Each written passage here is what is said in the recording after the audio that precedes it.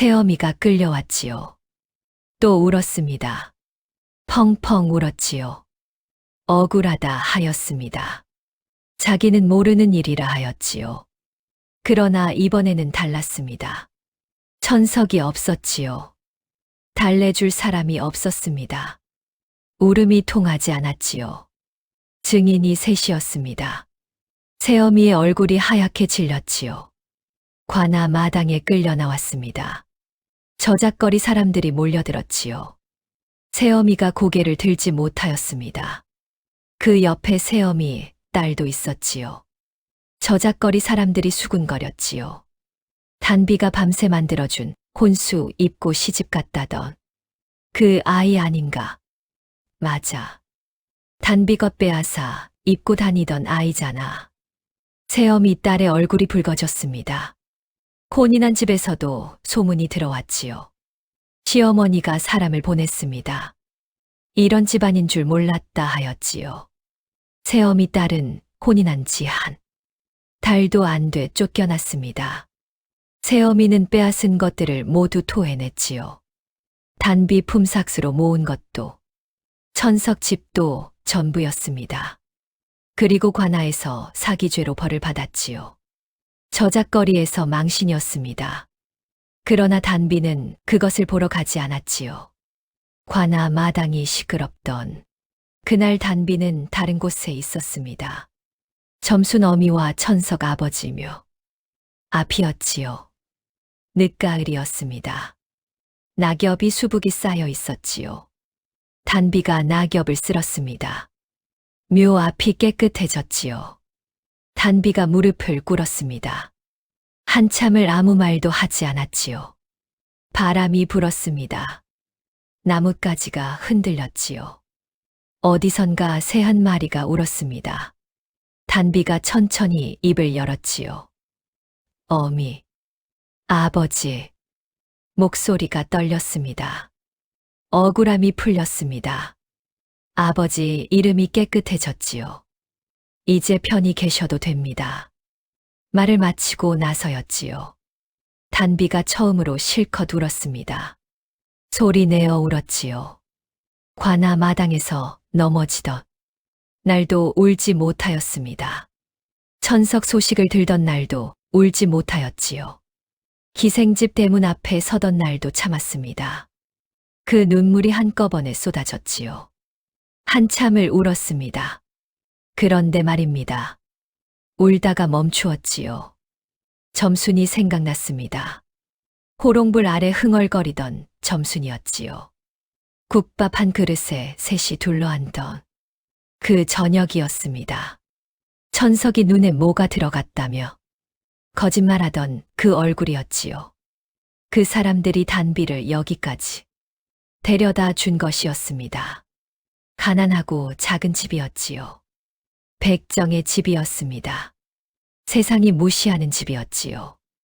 그러나 그 집에서 단비는 바늘을 잡았습니다. 그 집에서 단비는 버텼지요. 그 집에서 단비는 사람이 되었습니다. 두 어미가 지켜준 것이었지요. 죽어가면서도 딸을 살린 어미가 있었습니다. 남의 아기를 30년을 키운 어미가 있었지요. 두 어미 모두 끝까지 단비 곁에 있었습니다. 단비가 웃었지요. 눈물이 흐르면서 웃었습니다. 이상하였지요.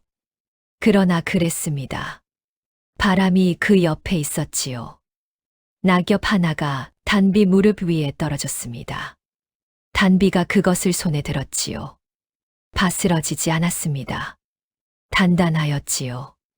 한참 후에 최 판서가 묘 앞으로 왔지요. 말이 없었습니다. 단비 옆에 서서 묘를 바라보았지요. 30년을 손녀 대신 키워준 사람들이었습니다. 최 판서가 천천히 고개를 숙였지요. 아무 말도 하지 않았습니다. 그냥 고개를 숙였지요. 그것으로 충분하였습니다. 최 판서가 단비를 집으로 데려갔지요. 최가 침선장 집안이었습니다. 단비의 친할아버지 집이었지요. 단비가 태어났어야 할 집이었습니다. 30년 만에 들어가는 것이었지요. 대문이 열렸습니다. 단비가 안으로 들어갔지요. 마당이 넓었습니다.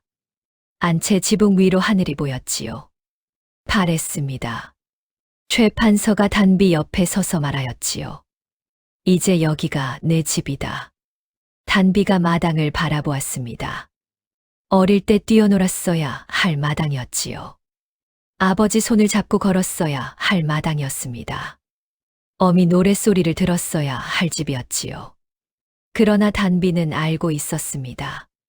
점순 어미가 흥얼거리던 그 소박한 방도 집이었지요. 천석 아버지가 국밥을 사 오던 그 저녁도 집이었습니다. 가난하고 작았지만 따뜻하였지요. 그 따뜻함이 단비를 여기까지 데려온 것이었습니다. 최 판서가 단비의 손을 잡았지요. 바늘 자국이 수도 없이 난 손이었습니다. 굳은 살이 박인 손이었지요. 그러나 손가락은 길고 가늘었습니다. 마디마디가 고왔지요. 최 판서가 그 손을 꼬고 쥐었습니다. 수고하였다. 세 글자였지요. 짧았습니다. 그러나 단비는 그 세 글자에 30년이 들어있다는 것을 알았지요. 단비가 고개를 끄덕였습니다. 눈물이 또 흘렀지요. 그러나 이번에는 달랐습니다. 따뜻한 눈물이었지요. 그날 이후 단비는 최가 침선장 집안의 솜씨를 이어받았습니다.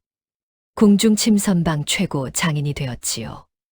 왕비 홀레복을 만들고 왕세자 옷을 만들고 그 손끝에서 나온 것들이 궁궐을 채웠습니다. 사람들이 물었지요. 어디서 그 솜씨가 났느냐고. 단비는 웃으며 말하였습니다. 그냥 손이 갔습니다. 그냥 손이 갔습니다.